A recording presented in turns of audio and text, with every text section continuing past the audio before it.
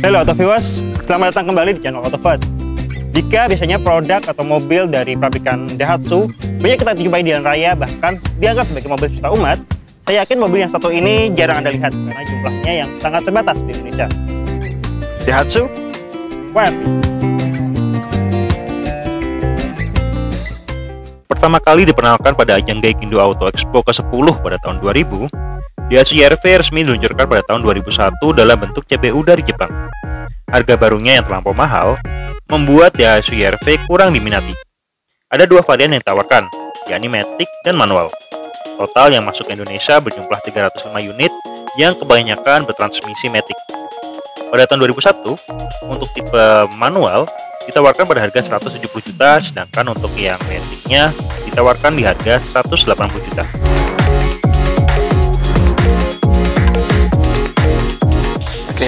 Alasan saya membeli mobil ini sebenarnya pertama memang ketidaksengajaan, karena saya nyari mobil yang harga terjangkau tapi relatively tidak begitu jadul. Dan ketika browsing akhirnya saya nemu Daihatsu YRV ini, dan kesan pertama cukup menarik karena dengan harga yang pada saat itu saya ambil sekitar 70 juta, itu saya dapat fitur-fitur yang relatively sudah dimiliki mobil yang harganya di atas itu. Dan alasan saya ketika memilih ini memang karena pertimbangan mobilitas dan juga kelincahan dari mobil tersebut, sehingga saya pikir saya ambillah mobil ini. Setelah saya dapat mobil ini, memang kemudian saya coba cari-cari komunitas apa sih yang ada, dan akhirnya memang saya dapat ada komunitas YOI, YRV Owner Indonesia, dan saya bergabung. Memang awalnya saya pikir join dengan klub itu lebih ke bakso saja segala macam, tapi ketika saya masuk ke grup ini lebih banyak tentang sharing, karena memang unitnya memang cukup langka, cuma sekitar 300 unit yang saya tahu ada di Indonesia. Dan dengan masuk dengan di grup ini banyak informasi yang bisa saya dapat, karena pertukaran informasi spare part apa saya bisa dapat, itu juga buat saya jadi sangat bermanfaat sih masuk ke YRV sendiri. Kesan yang saya dapat ketika memiliki mobil ini, pertama memang lincah. Terus yang kedua memang desainnya, kalau saya sih ngelihatnya memang relatively timeless ya, jadi tidak terkesan lama, tapi juga ketika masuk ke kawasan-kawasan yang cukup bergengsi masih bisa dengan pede kita bisa masuk ke dalam. Terus kalau secara memang ketika pertama kali ngelihat, mungkin orang mikir wah ini fresh susah nih meliharanya, tapi kalau dilihat lebih jauh kita memang bisa ngelihat mesin ini sama dengan Avanza Xenia. Jadi tipis secara mesin part nggak ada masalah, cuma mungkin PR-nya cuma di masalah body part aja, seperti lampu, seperti body kit yang lain, tapi relatively minor lah. Jadi untuk yang maintenance banyak part yang bisa kita dapat dari mobil yang lain sih. Perubahan yang saya lakukan di mobil ini sebenarnya juga relatively minim ya, tidak ekstrim, karena memang saya juga tipikal pengguna harian, jadi saya lebih mementingkan kenyamanan dan juga kepraktisan. Jadi hanya mungkin kalau bisa dilihat saya cuma ganti velg saja, saya besarkan dari tadinya 14 in jadi sekarang 16, sisanya relatively masih standar. Iya, untuk pengalaman sih memang banyak suka dukanya ya. Jadi ketika pertama beli kita juga ada PR yang mesti dicari untuk kita benerin kompresor AC, terus juga sama YRV ini juga saya juga sudah sampai ke Jawa Tengah, jalan-jalan sama keluarga, juga sempat juga ngalamin insiden tabrakan, tapi juga akhirnya dengan bantuan dari teman-teman klub akhirnya bisa kembali pulih lagi lah. Jadinya cukup banyak kenangan antara anak sekolah, jalan-jalan sama keluarga, terus juga banyak event-event lain yang buat ini jadi bagian dari keluarga kami lah. Dan juga untuk yang sebenarnya saya kasih nama juga sih, dan namanya juga nama Diego, singkatan dari Daihatsu for Inland Goers. Jadi Daihatsu yang dibuat untuk jalan-jalan. Untuk kegiatan yang ada di YOI sebagai klub, memang saat ini lebih banyak kita bertukar informasi, karena memang banyak juga yang mungkin masih dalam tahap pengembangan untuk perbaikan yang ini. Jadi lebih banyak kita melakukan sharing info tentang spare part apa yang dipakai, yang bisa digunakan. Kalau untuk event ketemuan mungkin memang belum secara reguler, tapi ketika misalkan ada satu acara tertentu kita ngumpul. Kita pernah waktu itu ngumpul di Bandung tahun 2018 waktu acara Daihatsu di daerah Jalak Harupat. Itu juga kami juga muncul sebagai wakilan dari YOI, karena memang untuk masuk dari grup waktu itu sempat memang ada kendala, karena dari Daihatsu sendiri mereka meminta minimal 300, dan buat kami waktu itu bagaimana mungkin tuh 300 jadi untuk tetap sebagai klub di bawah naungan Daihatsu, karena unit pun sih cuma ada 300, namun kita ngumpulin semuanya. Karena dan negosiasi dan juga diplomasi yang cukup alot, akhirnya Daihatsu mengakui keberadaan dari YOI, dan benefitnya ya tiap kali servis di bengkel resmi ada potongan diskon lah, lumayan. Kalau untuk kedepannya memang rencana mungkin lebih ke arah pengembalian ke kondisi normal ya. Karena memang kalau ketika lagi fit memang cukup mumpuni ya. Pun ketika lari lah kurang lebih dengan mobil-mobil yang lain, ini nggak kalah lah untuk jalannya. Cuma ya lebih ke arah sih, karena penggunaan harian lebih pentingnya ke praktisi.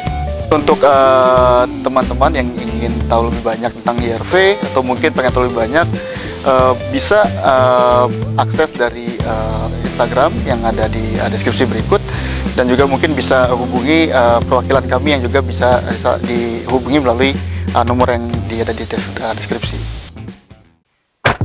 Masuki bagian cabin dari Daihatsu WRV. Untuk mobil tahun 2001, desainnya cukup futuristik, masih enak dipandang di era sekarang tahun 2021, which is 20 tahun dari awal mobil ini dilahirkan. Untuk bagian setir sendiri empuk, bahannya menyerupai leather seperti kulit sintetik, tapi bukan kulit.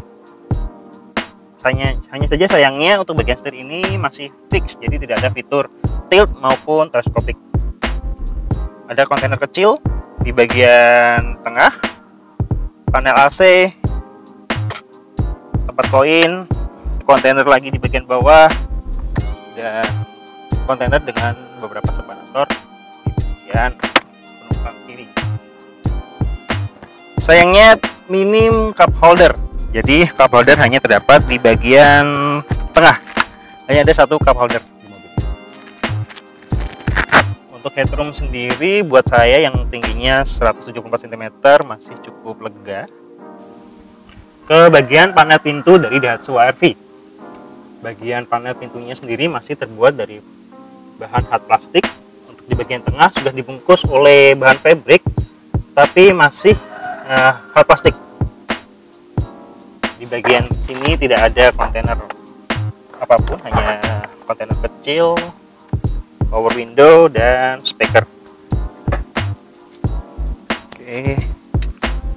Untuk pintu belakang sama dengan pintu depan tadi, semuanya masih hard plastik, hanya saja di bagian tengah sudah dibungkus oleh bahan fabric. Power window-nya ada di bagian bawah, ada speaker juga, dan kontainer kecil di bagian pintu.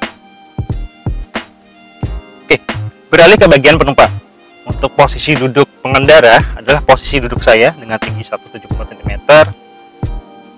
Ngepres, hanya saja untuk headroom-nya masih tersisa banyak, dan terdapat pula headrest yang bisa di-adjust di bagian penumpang belakang. Dari Daihatsu sendiri ada segi unik dari desain mobil ini, yaitu di mana posisi duduk penumpang belakang sedikit lebih tinggi daripada baris depan. Daihatsu sendiri menyebut desain ini dengan nama theater seating. Untuk bagian bagasi dibandingkan mobil LCGC seperti Agya dan Ayla, bagasi Daihatsu IRV sedikit lebih lega. Dalam kondisi standar, harusnya terdapat separator di bagian tengah bagasi, dan untuk bangku bagian belakang dapat dilipat rata lantai sehingga dapat menambah kapasitas dari bagasi. Memiliki tenaga yang responsif, Daihatsu IRV mengusung mesin yang sama dengan Xenia XI, 1300 cc dengan kode mesin K3VE, 4 silinder, dan sudah menggunakan teknologi DVVT atau Dynamic Variable Valve Timing.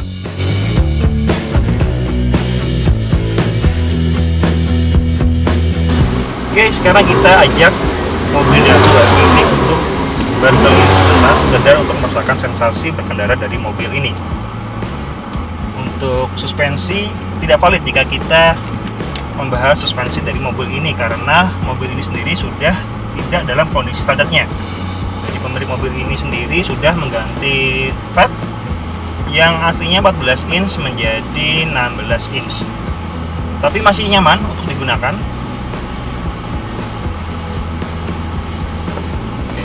Seperti saya bilang sebelumnya, mobil ini dikenal sangat lincah. Terbukti dari radius putar mobil ini yang tidak membutuhkan banyak ruang untuk memutar mobil ini ke arah sebaliknya.